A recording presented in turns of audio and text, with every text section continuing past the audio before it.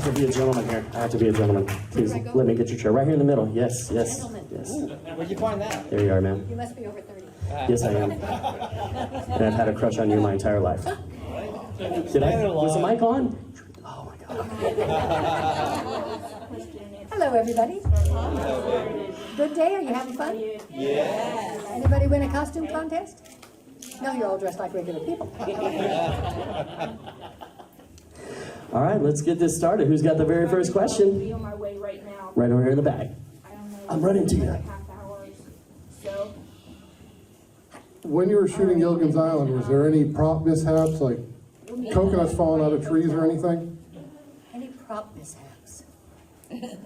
I don't think any prop. The prop men were so creative. They invented all those things. They made all the little dishes and the washing machine and the bicycles.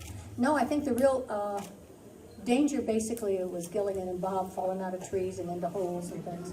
I mean, he had this wonderful plastic body, but his double broke his neck. I mean, not bad enough that he couldn't work anymore, but going, doubling for him. So there was more danger than you thought. Not horsebacks and stuff like that, but a lot of falling out of trees. I've got a question for you. Yeah. Working on the show, looking back now, how does it feel being a part of something as huge as Gilligan's Island turned out to be?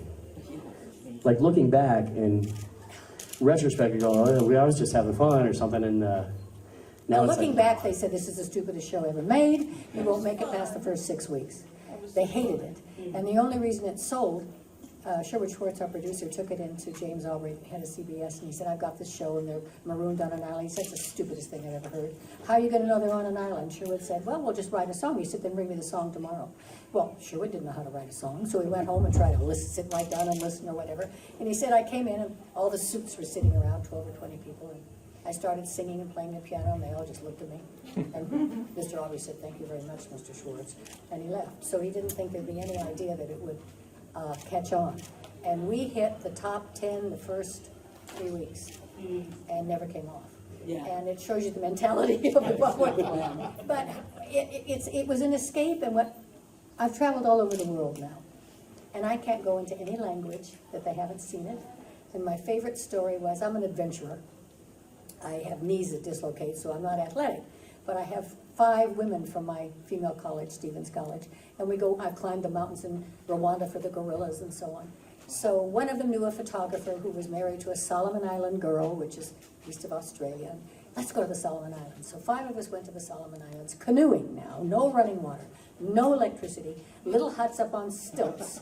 And we canoed up to the island of Sulufu, where the chief's wife had been the chief had been for 9 generations from this little village. And as the canoe hit the sand, the chief's wife said, I know you.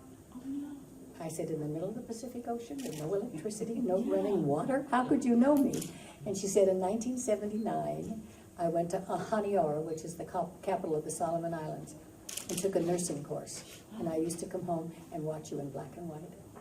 So I sent a postcard to Sherwood Schwartz, our producer, and said, even in the middle of nowhere in the Pacific Ocean. And then I have one other story that's great. We were in production for about 6 weeks, and Sherwood came in and said, I've got to stop now, the Coast Guard's here. They want to come and say hello. And all the big mucky mucks with their hats and all their ribbons came in. He said, we just have to tell you something. We have received several telegrams that say there are 7 people marooned in the Pacific Ocean. Why can't you find them? The power of television. we have a question right over here. Yes, hi. Where was the location where you shoot the series? Well, the pilot was shot on Kauai in Hawaii. We weren't in the pilot. And if you notice the ship leaving Pearl Harbor, the flag is at half-mast. It was the Kennedy assassination. Oh, geez. So you'll know when the pilot was shot. Then they substituted people, the 3 girls and all of that. They changed all that. What was your question? Where did we shoot it? The location? Well, the location was at CBS Radford, which is right in Studio City. And we tried filming at the beach for 3 or 4 episodes, and a fog would come in at 2, and we never could do it. So they dug a big lagoon.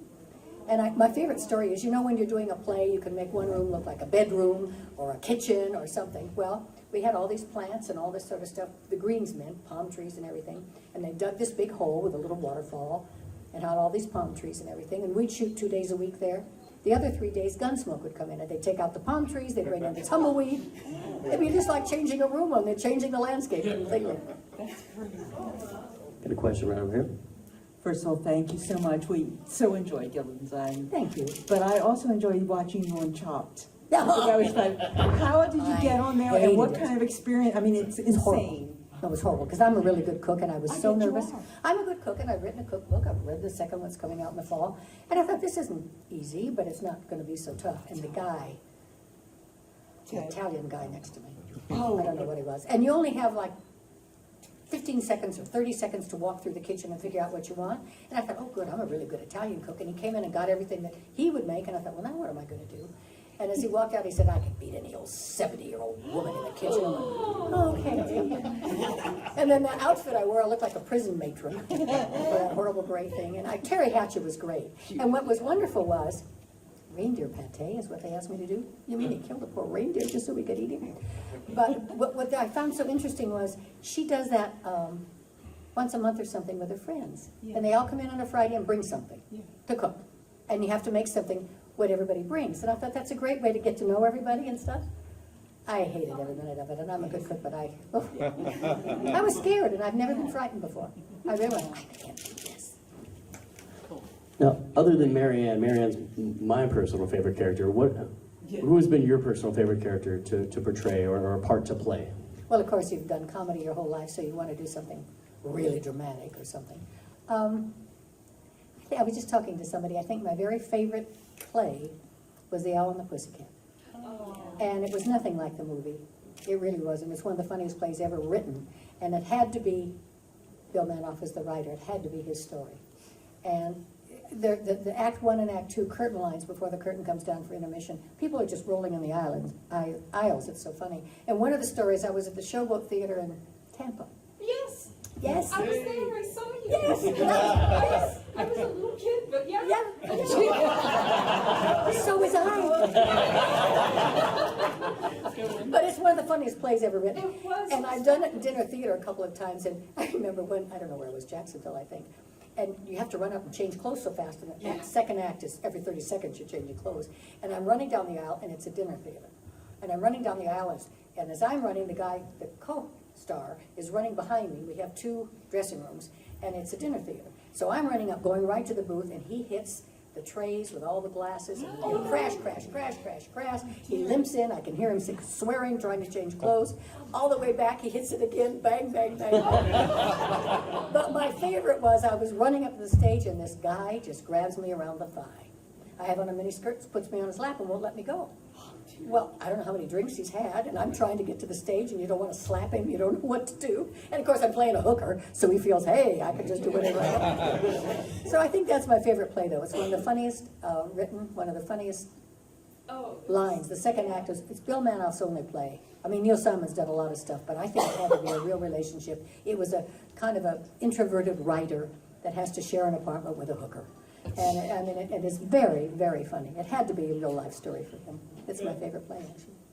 So do you prefer stage or theater more? I like stage. I like Theater stage. or screen? I That's like what I meant. stage because you have a reaction. And you have a chance to develop the character over a week or 2 weeks or 3 weeks. And then you know what really works, what the laugh really gets. You don't know if you're doing a film, if you deliver a funny line, you don't know if they're laughing. I mean, Jim Backus, who was a genius with comedy and knew exactly what to do with all the old shows and everything he did. And when he was ill at the very end, it might have been the Globetrotters episode. It just breaks my heart when I think about it. He came in with his little caregiver, kind of. It was like 10 years after the show went on. And he came back and he delivered a couple of lines and he took a hold of my hand and he said, was I funny?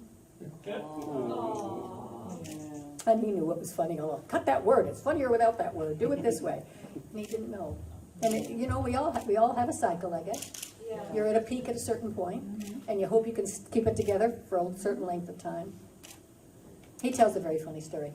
There was a series called I Married Joan, with Joan Davis, and Sherwood produced it, and Jim and she were the stars. And he said they were all alcoholics. Jim was an alcoholic, she was an alcoholic. Jim was not an alcoholic when we worked.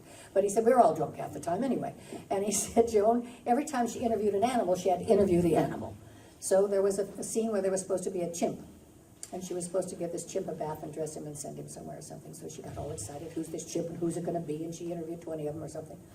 And he said, they're shooting the scene, and all of a sudden she's giving this chimp a bath in the sink, and the chimp turns around and bites her. Well, she screams, and they take her to the ambulance, and they take her to the hospital. The next day, the chimp died. And Jim said it must have been alcoholic poisoning.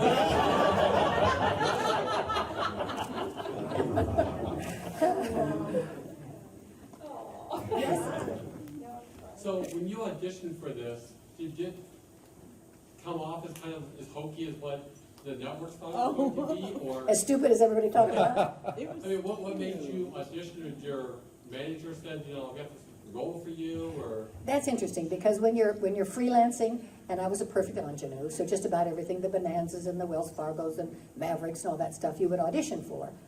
And they made the pilot, and there were 3 characters. The pilot, I said, was during the Kennedy assassination. And CBS said, that's fine, but let's get rid of these 3 school teachers. Rewrite. So they rewrote a Ginger, a Marianne, and a professor. So now they were casting again. So I went in to to interview with Mr. Schwartz, and we sat and talked, and he's got a funny sense of humor, and I kind of have a sense of humor, and we had this wonderful conversation. And then my agent called a couple days later, and they were going to test, and they said, we're not going to test Dawn Wells. Why? She's too smart to play Marianne. What? Marianne wasn't stupid to begin with, but because Sherwood and I kind of clicked, so my agent said, you either test her now or you don't test her. So they forced the test. And we went into CBS Studio City, and there was all the people testing for Ginger, Marianne, and the professor at the same time. And the professor, Ethel Wynot, was vice president of CBS, and she wanted Russell to take his shirt off. He said, I'm not taking my shirt off. It's like, take the girls, let me see your legs. I don't want to take my shirt off. And there was a big to-do, and he wouldn't do it. And then I had an argument with the hairdo.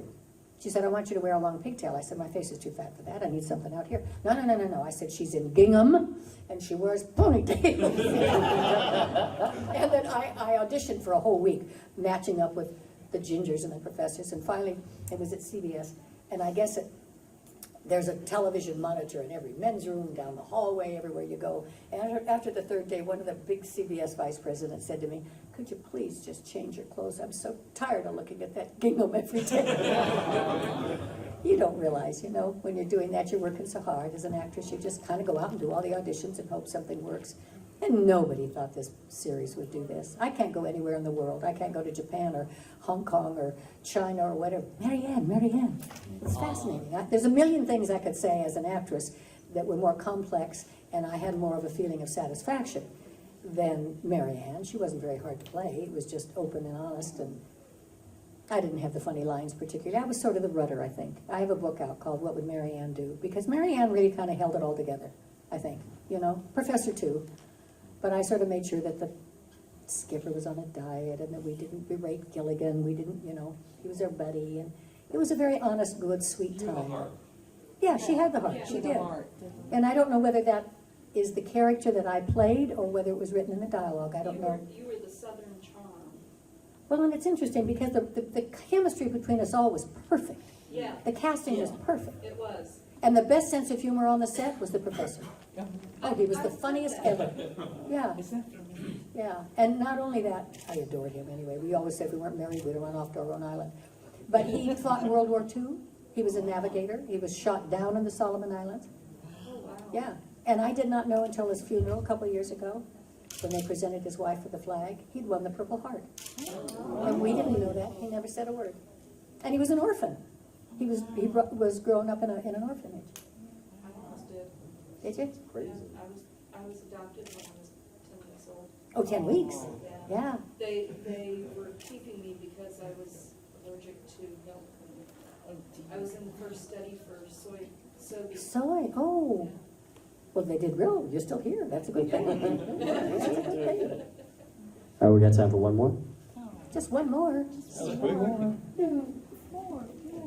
By the way, I used to sit by the phone just in case the episode where y'all made the phone calls. I sat by the phone just in case I was. You didn't give me your number. That was the fun, huh? Exactly. Wait, even in reruns, I still sat by the phone. I was just wondering, have you ever met Raquel Welch and, kind of like, hey, I get the role you didn't, I really don't believe that's true. I've had many people say she tested for it. I never saw her, and I was there for 5 or 6 days with all the gingers. She might have, I think it was before that beautiful fur bikini she wore. But, and she'd have been a better ginger rather than a Marianne. I mean, she was a real sex symbol. But I don't know, maybe they had an audition where I wasn't there that day or something. I don't know that. We all still love you, though. I'd have been your best friend. I've been the marrying kind. I could have been your sister. And they put me in short shorts. I'll tell you a cute story. I did a thing for Australia where I interviewed all the new movies coming out, and it was the first time I did it.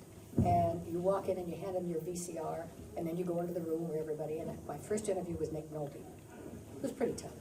And I was in the booth ready to go on, and the woman working the tape said, oh my God, he's just had a fight with a Germany woman, and she stormed out, and I don't know what to expect. I said, oh, good, thanks, So I walked in and I handed the book, and he went, I can't begin to tell you what I used to do with your picture. Well, that broke the ice right there. There was no problem after that. Puberty, I'm talking puberty now. I turned red on that one. Can we do one more, Matt? All That's right, it, one more. Oh my God, I'm bored. Super fast and not really a question. So one quick story. When I was, like a lot of people in here, we grew up with Gilligan's Island. I really appreciate the positive social media influence that you portray, especially on Facebook, because my 12-year-old here, I point her towards people that promote good, healthy, love life philosophies. Yours always comes through with that. And when I was growing up, one of the things that I remember most vividly, other than your shows, was that every year, the time that I would beg my mother to let me call into a telethon was when you were on the panel and you were taking the Taking the calls. Oh, so, sweet. like, when I was her age, I talked to you on the Jerry Lewis telethon. Do you remember what we talked about make besides some money? donation. Oh. Have no clue what 12-year-old me said, but that was, 4 years ago. It was a long time. But I just want to thank you because you're still a very positive influence, and you put out a lot of good. There's no negativity. There's no bashing. What good does it do you? I mean, I've written a book, What Would Marianne Do Today? If you dropped her, when we were picked up and dropped into the island, birth control was not even invented. So what has happened the time that we were there? What's going on now? How would Marianne behave? Would she come home and marry and have 6 kids? Would she be Sarah Palin who tried to run for the mayor? What would she do? And looking at, sitting down and trying to capture what Marianne, what her morals were, what her philosophy was, what her ability to pitch in and everybody help, is what's lost today. It's all Kardashians. It's all the big $500 purse. It's all how low is my neckline. And I think raising a child like you are, you can't be prudish. You have to say, don't ever look at a bus advertisement on the bus because it's out there. You have to give the child the ability to make a decision, good and bad. And there isn't much out there that's giving them that guidance. And that's why I wrote the book. I mean, say thank you. What's wrong with holding a door opener? Finish the job you start. Do you have to be first in line? But it's not goody two-shoes. It's civilization and being kind with each other. And I really think that Gilligan's Island said that. Yeah. I mean, nobody made fun of Gilligan. He was a goofball. We tried to get the skipper to lose a little bit of weight. There wasn't, Ginger and Marianne weren't at each other's throats. It's a good show. But not really. We never fought. Well, there was one episode where there was a bit of competition going on. Where I cut the hems off her skirt? That was fun. No, that's when you had amnesia. You thought you were her, but there was the mind reading scenes where you just got at it. Oh, yeah, And yeah. you said, I'm just too much of a lady to say. To say that. I wonder if you were starting it now, if it would have the same. I think we need that. We need it. I think we need to get away from all this. Unfortunately, I think if they started it now, it would be some crazy reality show. But we do need, we need shows like Gilligan's Island back on the air. We really do. I think there's a as a need for producer, it. how would you do that to bring it back to make it relevant? I think we just put it. It's an island. You didn't have technology. You made your own technology. I think if we did it, we just do it. Put it out there. Well, that's the reason it's in 30 languages. Yeah. I mean, you can look at it now in Venezuela and you think it's happening. There's no Mhm. 56 Ford in the garage, you know. Mhm. It's interesting. I think it would work. I And think I'm it just would going to work. say to you because I want some sympathy. Sherwood Schwartz, our producer, made $90 million on the rerun. We didn't make a dime. Not No, it's not fair. I said, I don't think it's fair. And the Huffington Post said, Mary Ann's the only one that made $1 million. I said, oh? Excuse me, can I have the check? I mean, you can't be bitter because it didn't exist then. Yeah. Yeah. You could retroactively go back and say, well, Sherwood Schwartz could have left $1 million between the 7 of us. Yeah. Anyway, I'm not bitter. I'm really not, because that's life. What'd you say? Can you do an upset Mary Ann over that? Can I get an upset Mary Ann? Can you do an upset Mary Ann when she goes, oh, Skipper! Ladies and gentlemen, put your hands together, please, one more time. The beautiful, the talented Miss Dawn Wells. Stop by our table, get some autographs.